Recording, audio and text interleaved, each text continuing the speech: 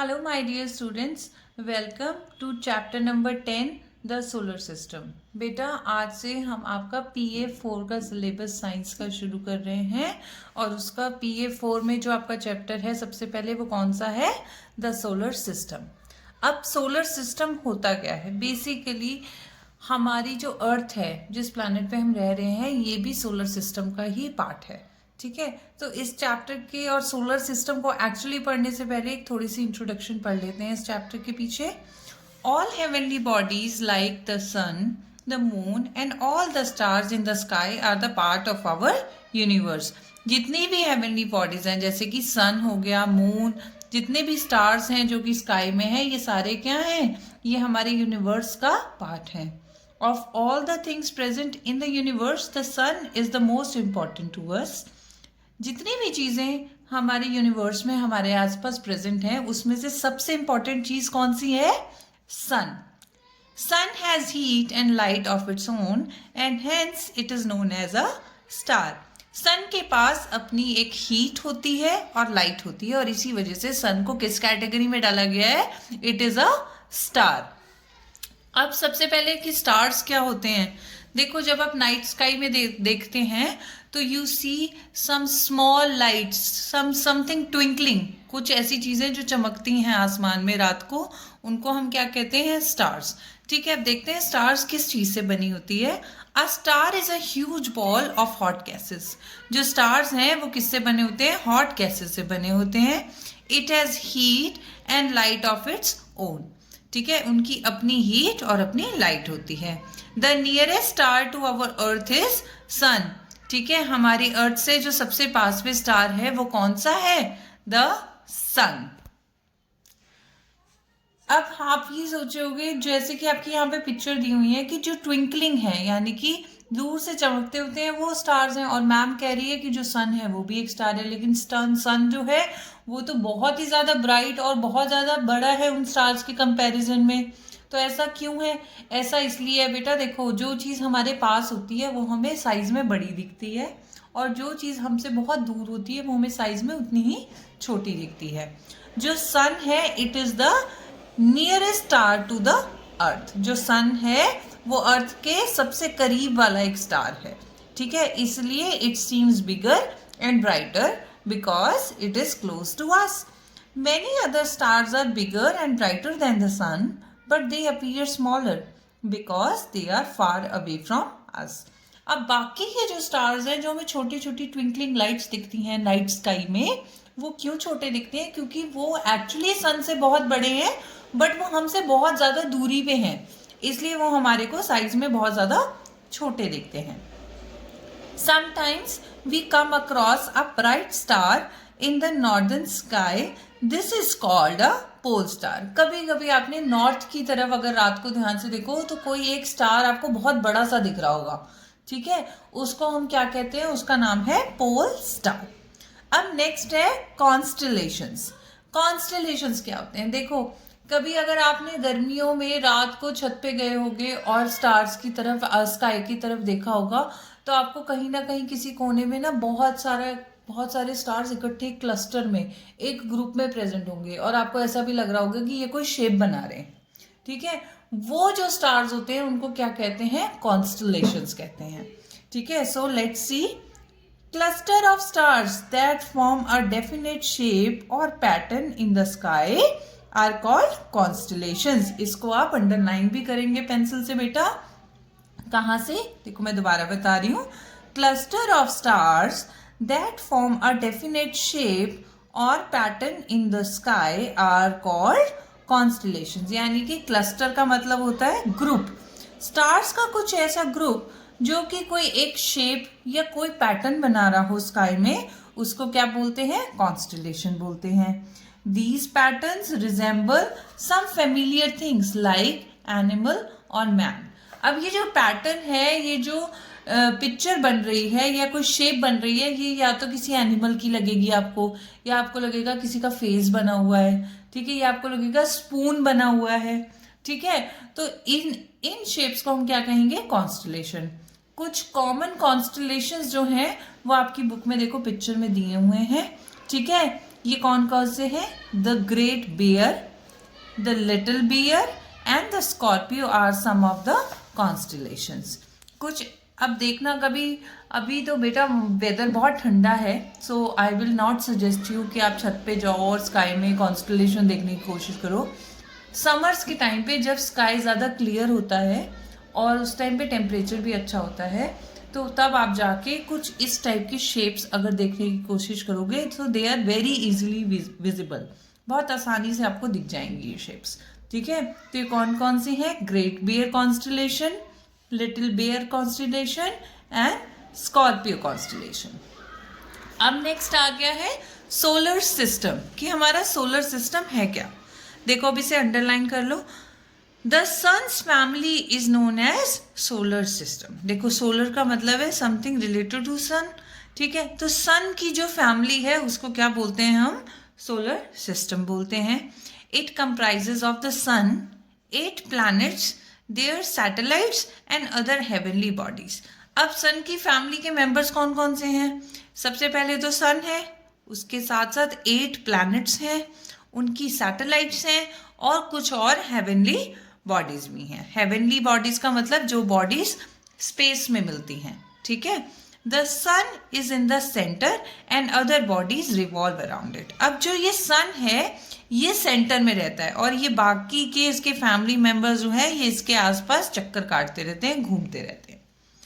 Now the surface of the sun is made up of hydrogen gas. अब जो ये सन है ये किस चीज से बना हुआ है? ये बेटा मेनली हाइड्रोजन गैस से बना हुआ है। And this hydrogen burns to give heat and light. और यही हाइड्रोजन क्या करती है? बर्न करती है और हीट एंड लाइट देती है।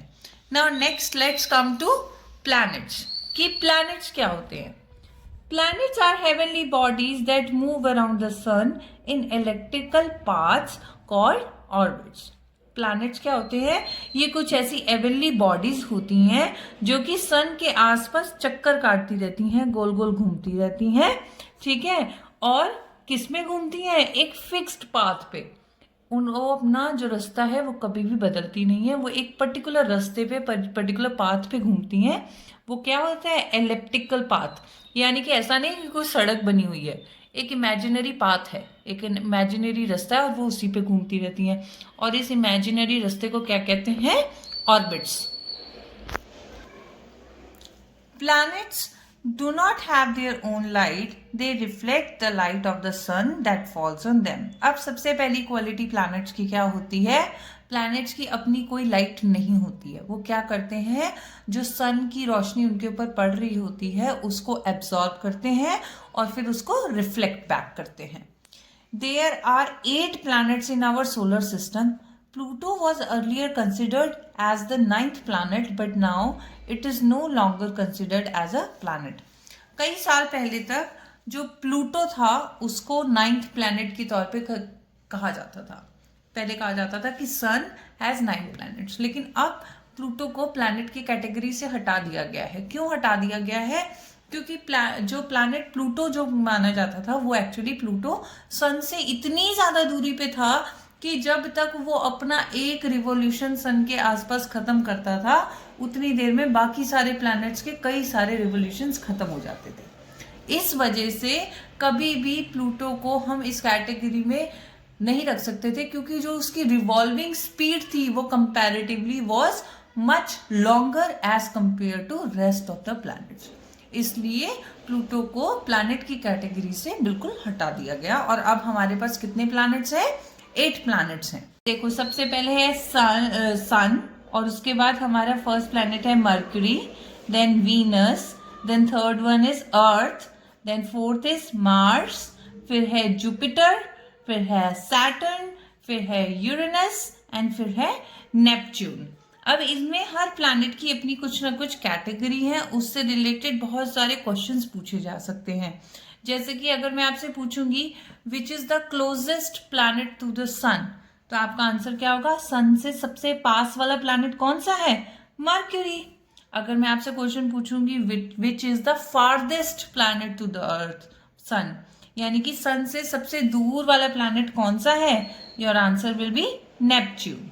अगर मैं आपसे पूछूंगी कि हमारे सोलर सिस्टम में सबसे लार्जेस्ट, सबसे बड़ा प्लैनेट कौन सा है, तो आपका आंसर क्या होगा, जुपिटर। अगर मैं आपसे क्वेश्चन पूछती हूँ कि हमारे सोलर सिस्टम में ऐसा कौन सा प्लैनेट है जिसके आसपास ब्यूटीफुल रिंग्स प्रेजेंट है, तो आपका आंसर क्या होगा, सैटर्न। तो आपने ये सारे प्लैनेट्स के नेम्स और इनकी क्वालिटीज को भी लर्न करना है। नाउ नेक्स्ट इज सैटेलाइट्स क्या होती हैं। देखो बेटा, heavenly bodies that revolve around a planet are known as satellites. यानी कि मैंने आपको ये बताया कि सन के आसपास जो बॉडीज घूमती हैं उनको तो प्लैनेट्स कहते हैं, लेकिन उन प्लैनेट्स के आसपास जो हेवनली बॉडीज घूमती हैं उनको क्या कहते हैं, उनको सैटेलाइट कहते हैं। जैसे कि अगर मैं बात करूं कि हमारी अर्थ के आसपास कौन सी हेवनली बॉडी घूमती रहती है, मून। सो मून क्या हो गई, हमारी सैटेलाइट हो गई। ठीक है, सो ऐसे ही सैटेलाइट्स जो होती हैं बेसिकली टू टाइप्स की होती हैं, एक होती हैं नेचुरल सैटेलाइट्स और एक होती हैं आर्टिफिशियल सैटेलाइट्स। अब नेचुरल सैटेलाइट्स क्या हुई, नेचुरल सैटेलाइट्स वो हुई बेटा जिनको हमने नहीं बनाया, जिनको किसी भी ह्यूमन या किसी साइंस ने नहीं बनाया, दे वर ऑलरेडी प्रेजेंट। ठीक है, फॉर एग्जाम्पल अभी हमने बात की मून की, moon is the natural satellite of earth. अब आर्टिफिशियल सैटेलाइट क्या हुई, the man made satellites that are sent to orbit around the earth are known as artificial satellites. यानी कि ऐसी बहुत सारी मशीन्स हैं, ऐसी बहुत सारी आर्टिफिशियल बॉडीज हैं जिनको हमने अर्थ से बाहर स्पेस में भेजा है। क्यों भेजा है, ताकि वो अर्थ के आसपास चक्कर लगाए और अर्थ का ध्यान रख सके और हमारा भी ध्यान रख सके। बेसिकली इन सैटेलाइट्स का मकसद क्या है, जैसे कि अगर कहीं बाढ़ आने वाली है, कहीं तूफान आने वाली है, तो पहले से हमें कैसे पता लग जाता है, वेदर फोरकास्ट हमें कैसे बता देता है कि इतने बज के इतने मिनट पे तूफान आने वाला है, या फलानी जगह पे भूकंप आने वाला है, या फलानी जगह पे साइक्लोन आने वाला है। ये सब चीज़ें, ये सारी इंफॉर्मेशन हमें कौन देती है, आर्टिफिशियल सैटेलाइट्स। अब ये आर्टिफिशियल सैटेलाइट जो है ये स्पेस तक पहुंचती कैसे है, देखो अभी अभी हमने थोड़े टाइम पहले एक मूवी भी आई थी, उसका नाम था मंगलयान। ठीक है, मंगलयान का मतलब क्या था कि बेसिकली मंगलयान क्या है, मंगलयान एक सैटेलाइट थी। ठीक है, और उसको हमने कैसे भेजा, उसको हमने एक रॉकेट पे बिठा के भेजा। हमारे कुछ एस्ट्रोनॉट्स हैं, वो उसे लेके गए वहां पे और फिर वहां पे उसको मार्स पे जाके छोड़ दिया। ठीक है, ताकि मार्स के आसपास वो ऑर्बिट कर सके और वहां की फोटोग्राफ्स हमारे को अर्थ पे मिल सके। ठीक है, सो सैटेलाइट्स का मतलब मकसद क्या होता है, हमारे लिए बहुत सारी डिफरेंट इंफॉर्मेशन को गैदर करना, so that we can prepare ourselves. ठीक है, अब सम आर्टिफिशियल, सबसे पहले तो आपको सम आर्टिफिशियल सैटेलाइट शुरू करने से भी पहले यहाँ पे एक देखो पिक्चर में दूंगी। Sputnik 1 was the first man made satellite launched by USSR। ठीक है, जो सबसे पहली दुनिया की आर्टिफिशियल सैटेलाइट जो लॉन्च हुई थी वो, उसका नाम क्या था, स्पुतनिक 1, और ये किसने लॉन्च की थी, USSR ने। अब some artificial satellites are, Sputnik 1 was the first man made satellite launch by USSR। Aryabhata was the first satellite launch by India. यानी कि इंडिया ने जो अपनी पहली सैटेलाइट लॉन्च की थी उसका नाम क्या था, Aryabhatta. Some other Indian satellites are INSAT 1A, Rohini, Bhaskara, etc. So ये सारे एग्जाम्पल्स किसके हैं, आर्टिफिशियल सैटेलाइट्स के हैं। देखो आपने अपने एक चीज और रिजेंबल कर रहे होगे, इनके ऊपर देखो कुछ एंटीना टाइप के स्ट्रक्चर्स बने हुए हैं।